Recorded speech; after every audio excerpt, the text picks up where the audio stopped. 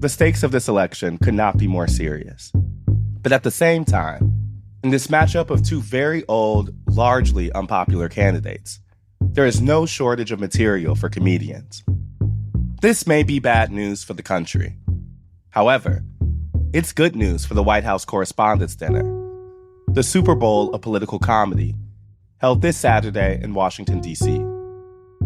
Typically, the president attends the dinner and delivers a speech underscoring the values of the First Amendment, while also trying his hand at some jokes. But the headline act is a set from a famous comedian, like Jon Stewart in 1997, or Wanda Sykes in 2009. Y'all give it up for Dark Brandon.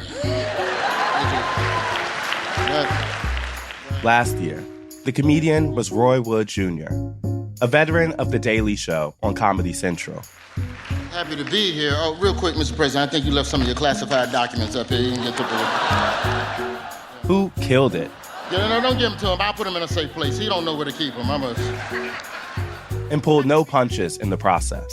Anti-CRT policies are an attack on Black history and an attempt to erase the contributions of Black people from the history books. That's what it is.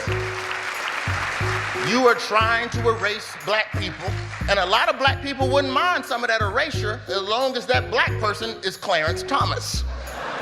Taking on Supreme Court justices. There's too many Trump scandals to keep up with. Keeping up with Trump scandals is like watching Star Wars movies. You gotta watch the third one to understand the first one. Then you can't miss the second one because it's got Easter eggs for the fifth one. Donald Trump is the only politician whose scandals got spinoffs on Disney+. The former president. We should be inspired by the events in France. They rioted when the retirement age went up 2 years to 64. They rioted because they didn't want to work till 64. Meanwhile, in America, we have an 80-year-old man begging us for 4 more years of work. Begging.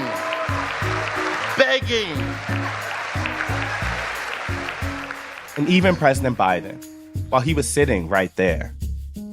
So, as another Correspondents' Dinner approaches, I wanted to talk with Roy Wood Jr. about the gig, how political comedy has changed, and this election in general. What's it like roasting the president to his face? And what is there to laugh about in an election that doesn't seem funny at all? From the New York Times, I'm Astead Herndon. This is The Run-Up. Can you first just introduce yourself and tell me what you do? My name is Roy Wood Jr. I'm an Emmy-nominated documentary producer and comedian, and I guess now an author once this book comes out. So which one of those titles is your favorite? Comedian, because that's the one nobody can take from me. I guess I wanted to start with the Correspondents' Dinner. Can you tell me about what that was like to host and what your process was to do something that I think is so unique, not only to tell jokes in that space, but with the president sitting right next to you? It was fun after the fact. Was it just nerve-wracking going into it? Yeah. Okay. Yeah. It's probably, second only to Showtime at the Apollo, probably the most stressed I've been leading up to a gig. I like that Showtime comes before the president. Absolutely, because Showtime at the Apollo is Black people. Yeah, I'm like that. And that's far worse. Like, that'll actually hurt my feelings. Yeah, a journalist will just stare. Yeah. Black people will actively boo and attack your soul. Yeah, really. And it'll make you better in the long run. But that... 100%. Yeah. I feel that. Even about stories about Black folks, I'm like, the stress level is like a little high. But when I did Showtime at the Apollo, that was nerve-wracking. But I think that was like 2002. So then it's like fast forward 20 years later. Yeah. It's like, oh, I still don't know how to do this job. The most difficult thing that I think comedians deal with now with the Correspondents' Dinner, the news changes so frequently now, and what people care to talk about changes so fast. It is probably, to me, the Correspondents' Dinner is easily one of the singular events in stand-up comedy that is truly reflective of where we are as a country at that exact moment. And it is probably the most curated comedic meal that can be presented next to a comedian performing live on television. Interesting. I remember some of the jokes you made, and we actually talked to Democratic strategist Jim Messina, and he was telling us that he actually thinks it's core to the election that Joe Biden helps diffuse his age issue with jokes. And I was wondering, for your perspective, how did you think about Biden and age going into that speech? And also, if you have any take on that opinion, that the angst of a 82-year-old president, 81 right now, can be lessened if he's joking about it. Yeah, I think anything can be lessened with a joke. Mm-hmm. That's what Trump has done. Trump blows it off or tells you why it's not important, but he doesn't ignore it. I don't think you can ignore anything that the American people are bringing to you. We chose not to really lean in on Biden's age. I think we had one or two age jokes, but we ended up dropping them because Biden went up before me. And he had I can't even remember, man, but he had a heater about him and Rupert Murdoch. You might think I don't like Rupert Murdoch. That's simply not true. How could I dislike a guy who makes me look like Harry Styles? You call me old. I call it being seasoned. You say I'm ancient. I say I'm wise. You say I'm over the hill. Don Lemon would say that's a man in his prime. And so Biden, in a way, kind of 8-miled me and took what I was going to say about him and used it against himself already. So I couldn't even use. So that's the other thing about the Correspondents' Dinner. While Biden is talking, I'm texting with the writers in the room. You're editing. We're changing jokes in the moment. Okay. When he did that joke, I was like, okay, the Biden old joke I don't even remember what it was. But I was like, no. Because it's not as good. And he's already called himself old.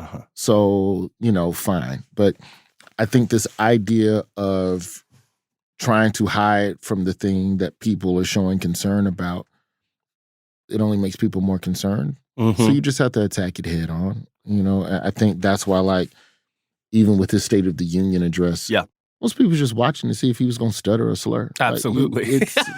It was such a funny energy because people's expectations going in. I was like, everyone's just here to see if he's going to collapse on stage. That's or it. not. No one, all the reports the next day was just like, man, he made it. What did he say? What was the policy? Oh, I don't know. And everyone he had so much vigor and blah, blah, blah. And I'm like, I do my cable news stuff, and it was so interesting because I'm like, we are not even talking about what the man said. This was all about at all, all. It does raise a couple interesting questions for us. I had heard that you had a Biden joke that you didn't tell at the Correspondents' Dinner. I wondered if you could tell us jokes that you think were good that you didn't get the chance to say. I do remember having a couple jokes about the fact that Joe Biden got the black vote in spite of owning a German Shepherd. The copyist dog. Yeah. As much as we know about the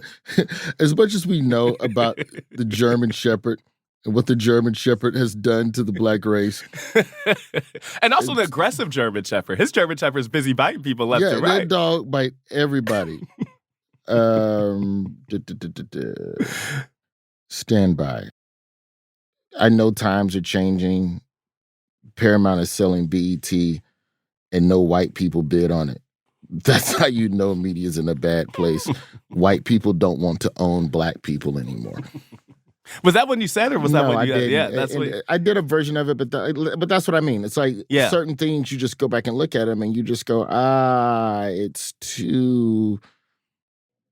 The Harris Biden 2024 slogan was still the least racist option. We actually talked to Ron Klain, Biden's former chief of staff, who said that one of his strengths against Donald Trump is that Donald Trump cannot exoticize Joe Biden. That Joe Biden, because he has this kind of Scranton Joe frame, that it's hard for people to think of him as kind of a caricature. Do you think that's true? One question I had is that still true? Or is Joe Biden currently a caricature of kind of an old man? I don't used to be Scranton Joe. It kind of feels a little different now. I think the issue in the conversation with age and trying to avoid that is that the conversation was lost on some policy and stuff that they may have actually gotten accomplished, Yes. And I think ultimately that's the thing. But, in America, if we're talking politics, all you're voting for is something that looks familiar to you. Mm-hmm. Does this thing look like something that I already recognize? Because we're not taking chances on anything new. Mm-hmm. We're not at any given time. Now that we're in the spring of 2024, just 7 months out from a Trump-Biden general election rematch, but that's more broadly, how does political comedy feel right now?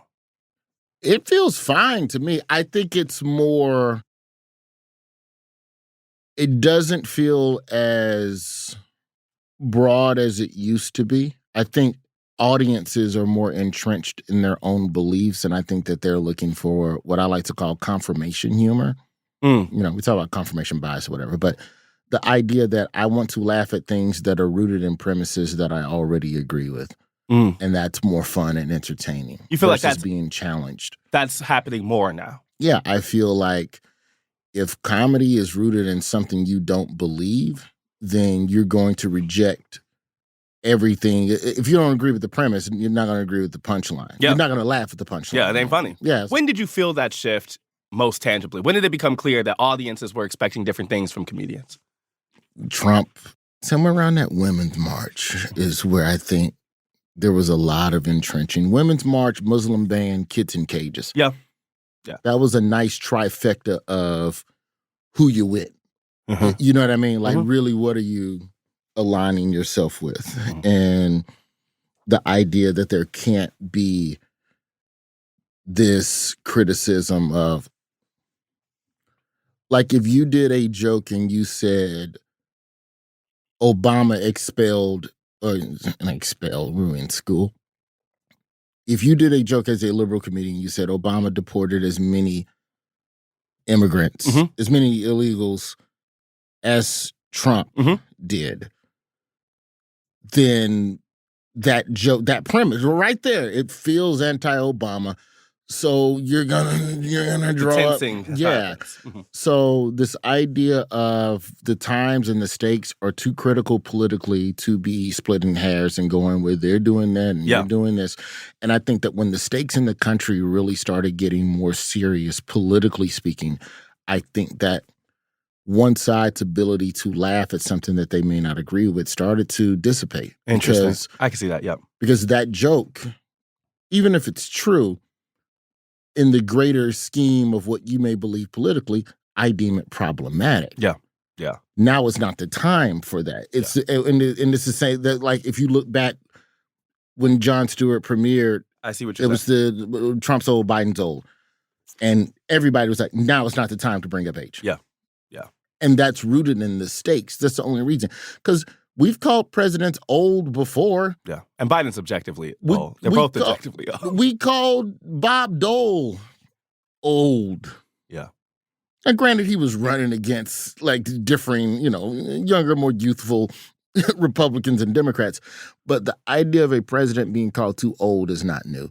But at this current state of society that we're in, I think that as the plausible became policy, that's when I think the way people receive humor, political humor, I think it changed. And to me, once you get kids in cages, once you get, and when you look at the Women's March and you look at where we are now with laws, and you got to say the women were kind of right to be marching, the plausible became policy. It is still so. And that's not even bringing up police reform and George Floyd, and military. So I think that's where it ain't funny to a lot of people. You're identifying one change that has taken place kind of from 2018. Kind of the Trump era has changed political comedy. One thing that we come up against now is how, in this election specifically, people want to tune a lot of stuff out. They're not really kind of in that same level of engagement as I think folks were in the 2017, in the 2018 time that you're talking about. How do you find comedy for this moment when it does feel like people's willingness to engage or even think about candidates who they find really familiar, frankly wanted other options for? Like, we keep running into people who want to block it all out. How do you make jokes for that moment? I think you just have to acknowledge truth. I think the best comedians are just acknowledging what's already happening, what's already going on in the room, and just speaking the unspoken or just speaking what is already universally known. I think we also have to stop looking at comedy as some sort of catalyst for change and activism and awakening people. Interesting. Because I sometimes hear people describe their... Okay, it might be for certain people who receive it, but you have to respect that most comedians, that's not their goal. That's the goal of an activist. Activists activate. Comedian do comedy, So I think that within the comedy, there can be things that help to get people to give a damn about voting or give a damn about this election is the one. So, when you're looking at trying to do jokes about something that people aren't really excited about, to me, the jokes would be rooted in the fact that nobody's excited. Right. You just say what it is. And and then you have to figure out what the jokes are about that. Mm-hmm. And so maybe through that, if someone goes, oh, wow, you see me and you understand what I'm thinking right now. Mm-hmm. And then on the backside of that, if I want to go, but here's why you should still go and vote. Like, to me, it's state and local. Mm-hmm. We use all of these federal and national elections, and it's just, I'm not going to the polls at all. Why? Because you're not excited about two old dudes? Okay, fine. But also on that ballot, dummy, was 40 other things that actually affect where you live. Mm-hmm. Mm-hmm. That's why you should be showing up. That's what you should give a damn about. But, state and local isn't covered as wide. It isn't given as much attention. And, unfortunately, in a lot of instances, those are the cases that really do change, change a place.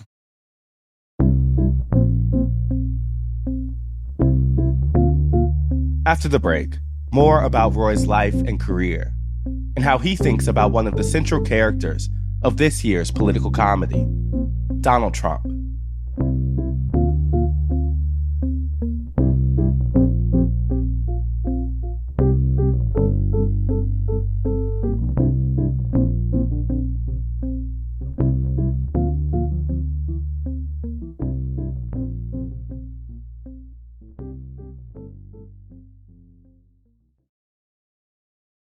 Besides his history in comedy, there's another reason I wanted to talk with Roy Wood Jr.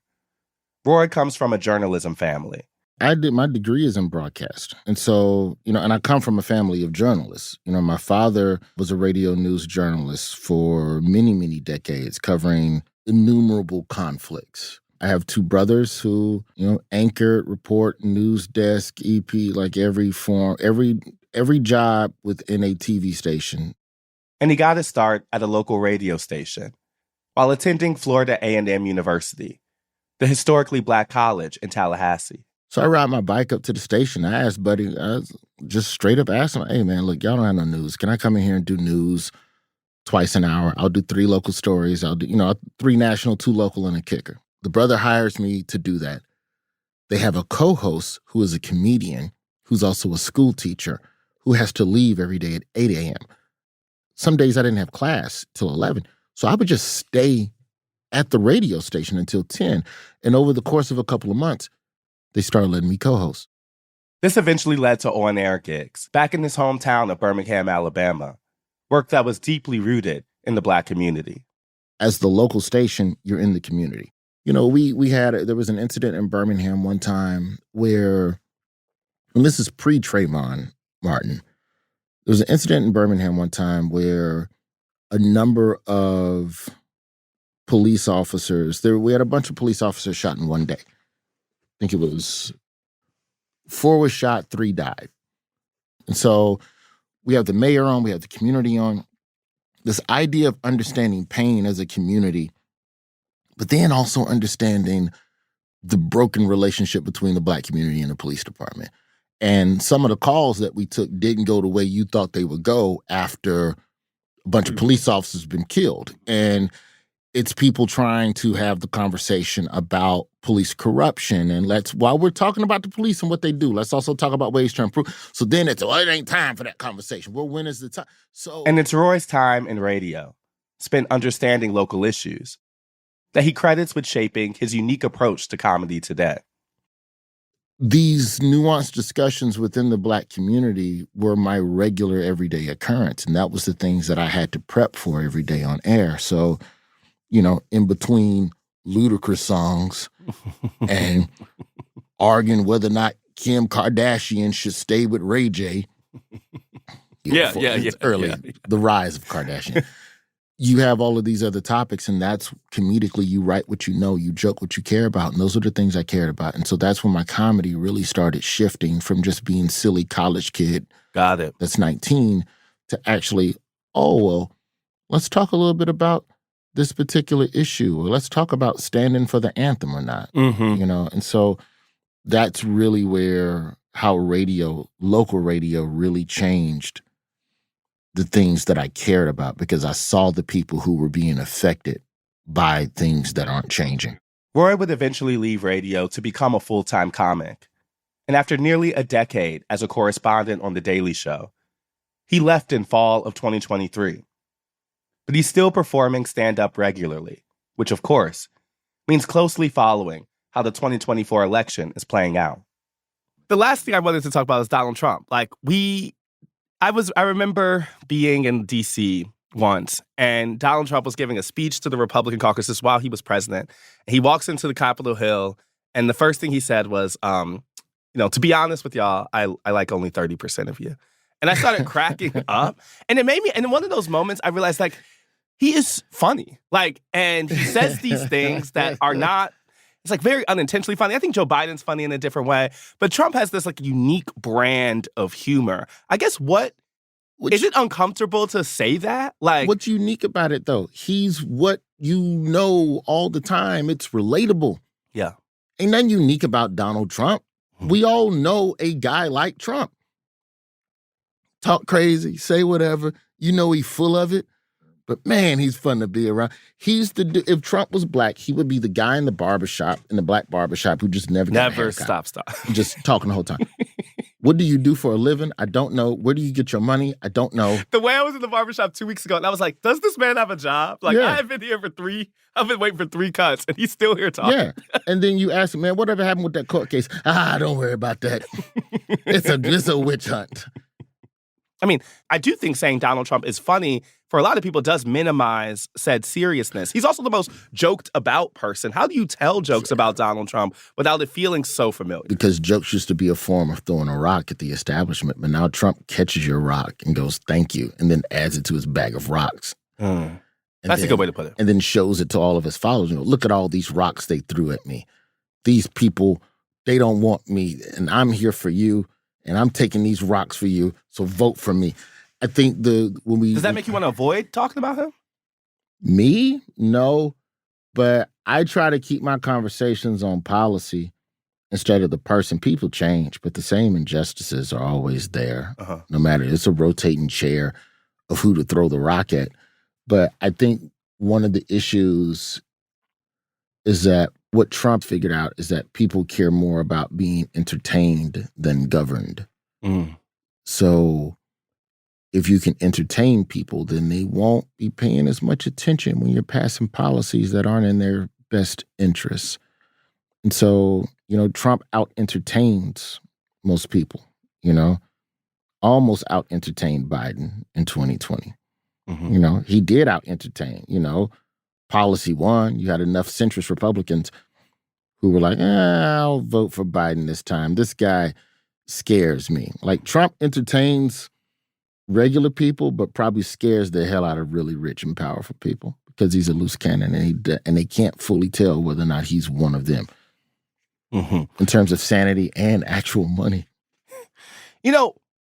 How do you then communicate the stakes of a serious thing? Right? Because he's leaning so much into entertainment. But at the same time, Donald Trump is promising the mass deportation effort, install judges that vote in his favor. All of those things is very explicitly promising this time. He did some of it already. He did some of it before, Yeah. but I'm saying this time it feels even more clear, the promise to upend. Is that something that, I know I sound kind of like those people in the crowd now, but is that something to joke about? How else can I get people to listen, though?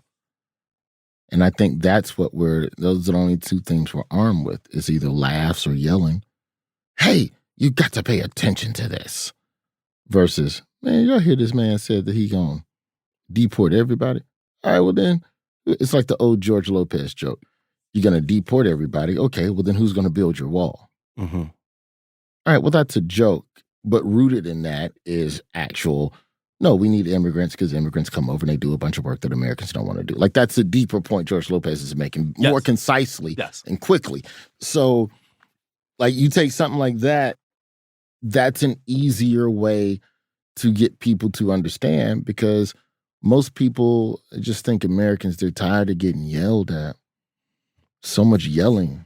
I mean, do you think Democrats or folks running against Trump have understood his power as a comic, or... They understand it, but they can't mimic it. If they could, they would have. Who in the Democratic Party is as reckless and entertaining to Democrats in any type of way? Also, because the Democratic Party is also seen as the party that's more regal and put together and buttoned down. Yeah. And this is the right way that you do politics. I'm trying to think of, like, who's the funniest Democrat? Like, if you just booked a comedy show, I don't know of any Democrat joke for joke. I don't know. I don't even know on the undercard if there's a Democrat that I could even put up against RFK. Have you looked at any of the conservative community? I remember like Gutfield or whatever, who is like has a huge program now. I have tried to watch that show just in my like understanding of conservatives, and like it feels confirmation humor. It's mostly it is confirmation. We're already existing, and this is the truth. This is our truth. Let's joke from these truths. Yeah. So if you already believe these truths, Gutfield's hilarious. Yeah. And there's a lot of people who believe those truths. Yes. So why would I, and then this goes back to the liberal side, why would I propose that maybe the Democrats do have a fair point here and then do a joke about that if that's just going to piss people off and the ratings are going to dip? But then they'll make the same argument about John Oliver they will. or Daily Show in the sense that, oh, it's preaching to your own choir. It's all home team humor, and that's fine. I don't necessarily agree with that on either of those programs, but that's the accusation that can be made, because most people that watch Gutfeld, I guarantee you, they're not watching any of the other liberal comedy shows. Yeah. I would imagine that the overlap of who watches Daily Show and Gutfeld, I would love to see who that person is. I'm actually want to meet that person for sure. I watched The Daily Show. I like Colbert Report. But one thing I remember, and I think it informed some of the journalism work we did, is I do think that kind of Obama-era time spent a lot of time making fun of people who were gaining power at that same time. Or the jokes about Tea Party as they were winning, the kind of dismissal of Trump as he was ascending. Do you look back and you think that, like, any of that political humor minimized a growth that was happening politically? I think that people who were joked about on the right were able to weaponize those attacks into campaign support. I don't think you have Trump without the Tea Party. Mm-hmm. I don't think you have any of that without Sarah Palin. Mm-hmm. But then I'm not going to turn around and say it's Tina Fey's fault For sure. that we have Donald Trump. It's like the job of comedy is to comment on what is happening. Mm-hmm. So be it as it may, to go, well, maybe we shouldn't joke about this because it will be weaponized somehow. I don't know if any comedy show has ever thought about that or will ever take that into consideration before booking somebody. Are the people that are joked about able to still take those jokes and use them to influence a voter base? Absolutely. Mm-hmm. Absolutely. You know, there's a reason that Nikki Haley will go on Saturday Night Live. Mm-hmm. You know? And there's a reason Saturday Night Live will have Nikki Haley. And that's a great example of what I'm talking about, of where people who you People are watch. upset. Yeah, but you upset. Saturday Night Live ain't never done but what they always do. Yeah. That's all they've ever done. So they had Trump on. So you think they wasn't going to have Haley on? This is the show. Who's making the news? You. Come be on our show because we joke about what's happening right now. Well, don't you know, Nikki Haley, you're normalizing her because now she's grinning on TV. Yeah, but our show is to just entertain people. I totally get that because I remember in that moment, I'm like, well, if Nikki Haley can't be on SNL, like it's hard for me to imagine a conservative that could. If that's the line that folks want to draw, it is hard to imagine a person who can. And maybe that's what all these people want, is for those to be only spaces of people who they think agree with them. Because you want SNL to be more than what it is, and it's not. Yeah. And it's never going to be. Yeah. So stop putting that at the feet of the show. You know, you mentioned kind of Trump's political power as a comedian. I'm also thinking about the kind of objective numbers that tell us he's still massively unpopular, you know, or that people still, for as much as they might be laughing, it hasn't necessarily translated to mass appeal, particularly outside of the Republican base. What can his comedic power do going ahead? I mean, I guess I want to just be more specific on, like, when you say Trump is funny, what do you think that means? I think he's entertaining like an old racist grandpa, but you wouldn't let him drive you on the freeway. And ultimately, the job of president is to drive the country. And we are in the car with this person. And, you know, he can be entertaining, and he's figured out a way to create the illusion that he knows what he's doing. And there's enough people that are angry enough that just to be petty and contrarian, they will vote for him. Yeah. It's not so much I love Trump as much as I just hate Biden. I don't like the Democrats. Democrats too buttoned up, something, you know. When I was in South Carolina, I saw Trump kind of specifically make jokes about DeSantis. It was part of his strategy in terms of minimizing him. And unlike a guy named Ron DeSanctimonious, has anyone ever heard of him? Very disloyal guy. I got him into office, and then he said, yeah, I guess I'd run against him. Why not? Who voted to gut Medicare. Do you know that DeSanctis, that's the abbreviated name, DeSanctis... It's been part of that type of calling card. You know, at CPAC, we were talking to people who have been to 50 Trump rallies. They like the kind of comedic stand-up routine that he goes through up there. It does feel like that has been such a part of his core connection with his own base. If I was Joe Biden, I would hire stand-up comedians to punch up every speech and anything that I'm doing between now and November. Just match. Just a little bit, jabs here and there. Mm-hmm. But, you know, it's the debate that every Democrat is, even at the state and local level, to gain Republican voters, to gain the Republican centrist voter, you have to consider losing some of the more extreme liberals who may not agree with your approach. Mm-hmm. And so you have to be very careful about that. And I think humor is a more effective way, but you just have to hope that all of these elections come down to policy.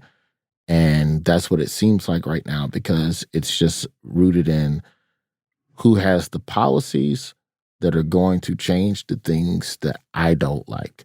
And because the stakes are greater and because certain things have been put in motion in the last 8 years, I still hope that policy is the deciding factor and not who's the more entertaining. Mm-hmm. Women are not messing around. Because if it's a battle of entertaining, Biden probably loses. He for sure loses. But now, do you want the funny guy that's going to be in control of your uterus? Mm-hmm. Is that who you want? Yeah. Or do you want the boring guy who's going to let you do what you want to do with your body? Same game with, you know, with everything that's happening in Palestine and Israel.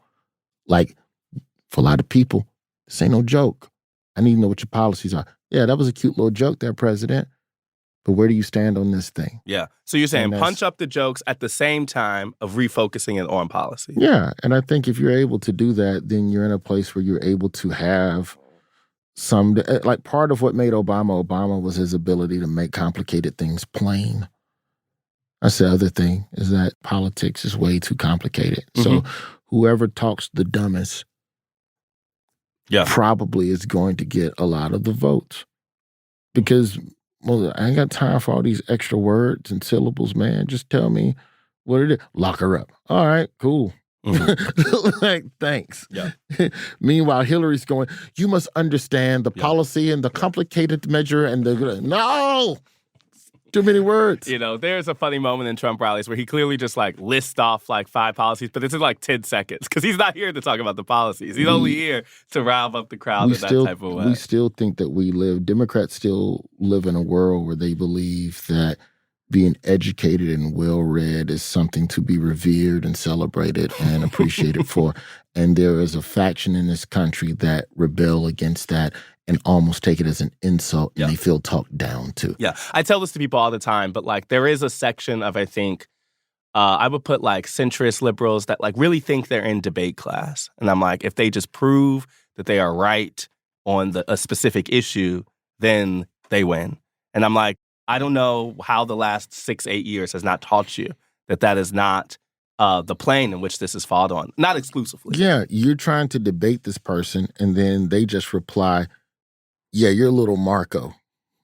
And you're like, what? Yeah, nanny, nanny, boo-boo. Yeah. You're little Marco. When I look ahead to this year, this election doesn't seem funny at all. I get why people want to tune it out. I get why it feels super familiar. I get why it doesn't inspire folks to be as plugged in as they were in the 2017 and 2018. But it also feels like that's part of the lack of attention that's being brought to it, is the fact that it doesn't feel like it has that sort of mass resonance. Do you think this election, like, am I just saying this too early and some of this stuff will come around? Or like, is this election, will it be funny? Like, will it be fun? I just have no idea. I think this election is going to be tense. I don't think it'll ever truly be resolved or recognized. I'm less concerned about this election and more concerned with what this election means for the future of politics in America and whether or not we can still have people that are a total farce attempting to be in the driver's seat of our government. Yeah. If Biden did, he listens to this podcast, he calls you up and says, okay, give me some jokes to add to my speech. You got anything? Absolutely, I'm not available. I do not want the stress of writing the joke that makes people finally listen to some of your policy points. He said, good luck, Mr. President. I am not going back to the Apollo. I just did it. No, thank you. I really appreciate your time. But if the money's right, give me a call. He said, actually, the problem with government, it won't be right. Yeah. So Karine Jean-Pierre got my number. Hit me up. Yeah. Thank you so much for your time. We really appreciate it. And I'm a big fan. So thanks for helping us out. Thank you. That's the runner for Thursday, April 25th, 2024. Now, the rundown. It's week 2 of Donald Trump's criminal trial in Manhattan, where he's accused of falsifying business records to cover up an affair with adult film actress Stormy Daniels. On Wednesday morning, we caught up with our colleague Jonah Bromwich, who's been in the courtroom each day this week. He says, if you haven't been following along closely so far, you've missed a very short amount of time in which so much has happened. So much has happened. We've gotten opening statements from the prosecution and the defense, and we've gotten our first witness.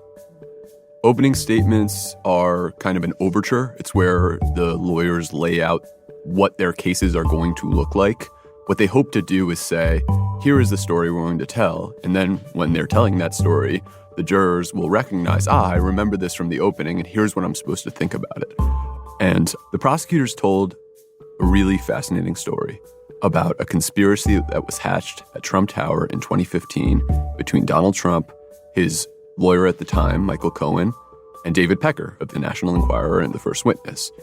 And the conspiracy, prosecutors said, was essentially an agreement to promote positive stories about Trump in the National Enquirer and other tabloids owned by AMI, and to suppress negative stories. And the suppression of the negative stories is how you get to the crime that prosecutors have actually charged here. And the defense had not necessarily a competing narrative per se, but an alternative explanation of what had happened. And they explained 2 different things. They explained that Trump had tried to win the election, which is not a crime. And they said that Michael Cohen had been reimbursed for legal services, which is also not a crime. So their argument was, essentially, there's not much here, and don't let the prosecutors fool you into thinking there is. As for Trump, during jury selection, there was a lot of news about Trump sleeping, and I will say that jury selection is quite boring, so I don't fully blame him for sleeping. He's been more animated these past 2 days of the actual witness testimony, and to me and to other people on our team, he's looked much angrier. So he seems more engaged and more upset in a way that we haven't seen. And here's what comes next. David Pecker will continue to testify on Thursday. He'll pick right up, and then we'll get more witnesses. We don't know the order of the witnesses yet. We expect that Michael Cohen will testify. We have no sense of whether Trump will testify. Trump loves to defend himself, to speak up on his own behalf. He believes himself to be quite good at it, and I think for people who are devoted to the former president, they see that as correct. They do trust and believe him. But testifying in this case would come with real risks for Trump. So whether he is going to testify or not will be an open question, I think, until we actually see him take the stand or decline to do so. Meanwhile, on Tuesday, Hello, Florida. Joe Biden campaigned in Tampa. Next week, one of the nation's most extreme anti-abortion laws will take effect here in Florida. It's criminalizing reproductive health care from before women even know whether they're pregnant. I mean, this is bizarre. His speech was focused on abortion. Let's be real clear. There's one person responsible for this nightmare, and he's acknowledged and he brags about it, Donald Trump. And on Donald Trump. It was Donald Trump who ripped away the rights of freedom of women in America. It'll be all of us who restore those rights for women in America. Also, the Pennsylvania primary was held on Tuesday. Donald Trump and Joe Biden both won handily. But Nikki Haley got, a really good percentage, not even in the race. in a warning sign for Republicans, more than 150,000 people in the state voted for Nikki Haley, who dropped out of the race more than a month ago. Also in Pennsylvania, progressive Congresswoman Summer Lee won her Democratic primary, fending off a moderate challenger. Lee has been a prominent critic of Israel's military actions in Gaza, which was a central focus in the race. There are 81 days until the Republican National Convention, 116 days until the Democratic National Convention, and 194 days until the general election. See you next week. The Run-Up is reported by me, Ested Herndon, and produced by Elisa Gutierrez, Caitlin O'Keefe, and Anna Foley. It's edited by Rachel Dry and Lisa Tobin, with original music by Dan Powell, Marian Lozano, Pat McCusker, Diane Wong, Sophia Landman, and Alicia Beitub. It was mixed by Sophia Landman and fact-checked by Caitlin Love. Special thanks to Paula Schumann, Sam Dolnick, Larissa Anderson, David Haufinger, Maddie Masiello, Mahima Chablani, Nick Pittman, and Jeffrey Miranda. Do you have a question about the 2024 election? Email us at therunup@nytimes.com. Or better yet, record your question using the voice memo app on your phone, and then send us the file. The email again is therunup@nytimes.com. And finally, if you like the show and want to get updates on latest episodes, follow our feed wherever you get your podcasts. Thanks for listening, y'all.